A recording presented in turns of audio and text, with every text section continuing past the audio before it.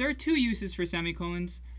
You will see one maybe, but it's really easy. There's that listing semicolon where you say, I'm going to the store to buy groceries, colon, apples, semicolon, bananas, semicolon, blah, blah, blah, semicolon. So semicolon's separating a list. I'm just getting that one out of the way. They really don't test you on that much.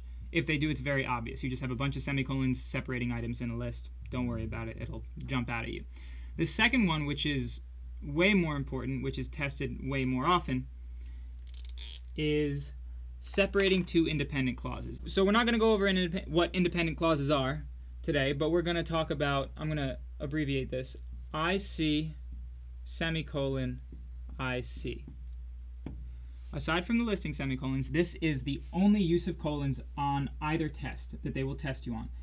Two independent clauses separated by a semicolon. If you can use a period, you can use a semicolon. If you can dodge a wrench, you can dodge a ball. What?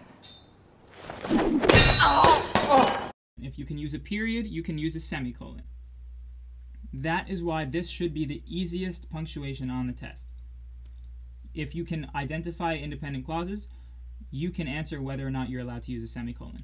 It's that simple. Now, the contextual uses of a semicolon would be two independent clauses that have some sort of relation to each other.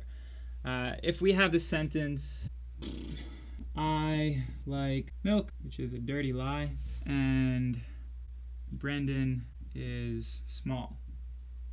Both dirty, dirty lies. Both dirty, dirty lies. Dirty lies. Dirty, dirty.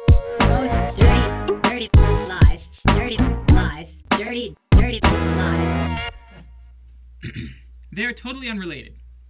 I would put a period here. I wouldn't put a semicolon here because it doesn't really work. You want the two things that are separated by the semicolon to be related. It could be, I like milk, semicolon, Brandon hates it.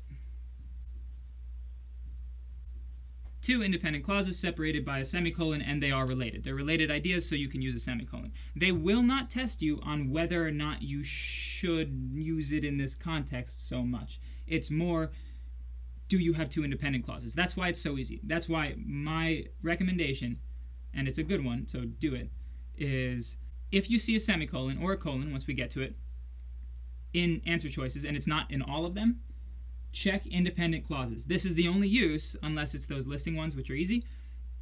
So if you get this, this is the first thing you check. You check your independent clauses. It doesn't matter what else is different, if there are commas, if there are other things. Semicolons, colons, and periods.